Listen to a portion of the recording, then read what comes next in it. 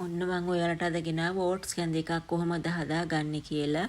ඉතින් අපි බලමු කොහොමද ඕට්ස් කැඳ හදාගන්නේ කියලා. ඉතින් මේක රසයෙන් ගුණයෙන් ඉතාමත් ඉහළ කැඳ එකක් මේක. මේක කොලෙස්ටරෝල් තියෙන අයට, ෂුගර් තියෙන අයට ඉතාමත් ගුණදායකයි. පොඩි දරුවන්ටත් මේක හරිම ගුණදායක කෑමක්. ඉතින් තරබාරු අයට විශේෂයි මේක. මොකද එයාලගේ ඇඟ කෙට්ටු කරගන්න මේක ගොඩාක් උපකාරී වෙනවා. අනවශ්‍ය මස් පිඩු දාන්නෙත් නැහැ.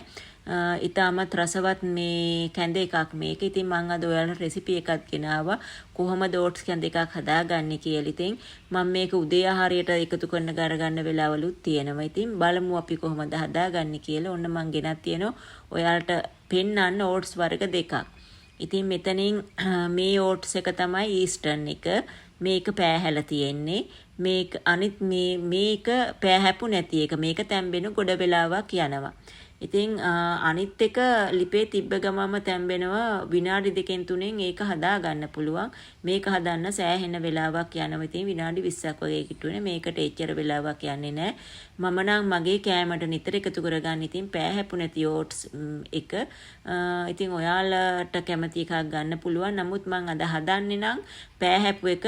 මොකද ඒක ගොඩ වෙලාවක් තැම්බෙන්නේ නැති නිසා ඔයාලට පෙන්වන්න එක තමයි මම ඒ ඕට්ස් එක මේ හදන්න තීරණය කරේ. ඉතින් අපිට තව දේවල් අවශ්‍ය වෙනවා මේක හදන්න.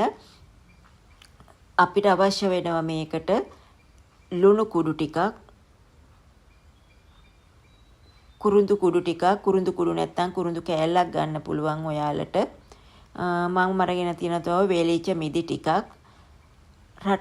රට ඉඳි මදුළු කිහිපයක් පොඩිවට ලියලා අරගෙන තියෙනවා. කජු මද ටිකකුත් මම අරගෙන තියෙනවා පුංචියට කපාගෙන.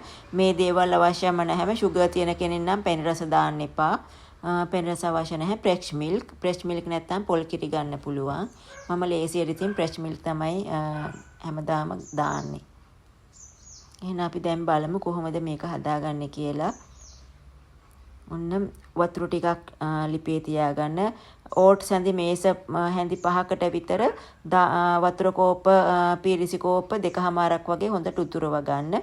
ඒක හොඳට උතුරනකොට ඕට්ස් ටික එකතු කරගන්න. මම ඕට්ස් හොදලා ගත්තේ මොකද ඒකට කෙමිකල් අඩංගු වෙති කියලා හිතන නිසා මම ඕට්ස් ටික එක සැරයක් හේදුවා. ඔයාලත් එහෙම හොදලා ගන්නව නම් වැඩිය හොඳයි. ඉතින් ඒ හොදාගනිපු ඕට්ස් ටික උතුරන වතුරට එක් කරගන්න. ගාලා හොඳට හැඳි ගා ගන්න ඕනේ. ඒක එකට එකතු වෙන්න නොදී. මේක තැම්බෙන්නේ හැටි වෙලාවක් යන්නේ නැහැ. මොකද මේක ඊස්ටර්න් එකනේ. හොඳට කවලම් කරගන්න ඕනේ.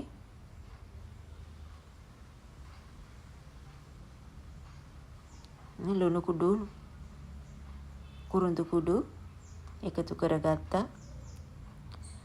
මිදි ටික, රටින්දි ටික,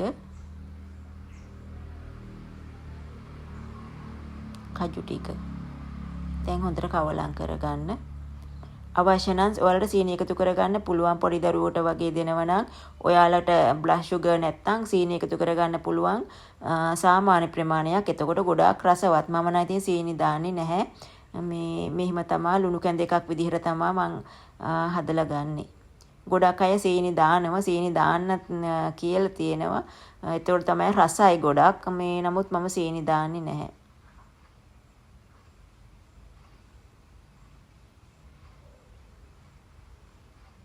දැන් ගානට තැම්බීගෙන එන්නේ.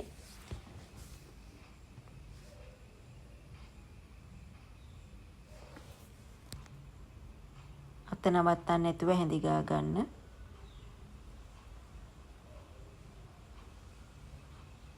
මේක අර සෙවල ගතිය නිසා පොඩ්ඩක් මේ එකට එකතු වෙන්න බලනවා මේ හැඳි නොගා ඉන්නකොට.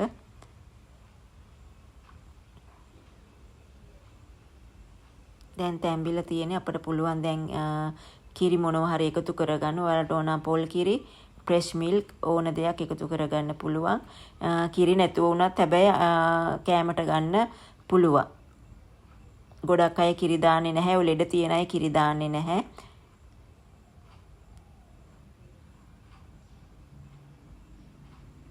ප්‍රෙෂ් මිල්ක් ඔන්න මම ෆ්‍රෙෂ් මිල්ක් ටික තමයි එකතු කරේ.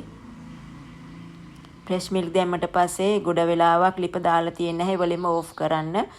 කිරි නටන්න දෙන්න ඕනේ නැහැ. ඒකෙන්ම තැම්බෙන්න ඉඩ හරින්න. ඒකේ රසනෙට කිරි ටික තැම්බෙනවා.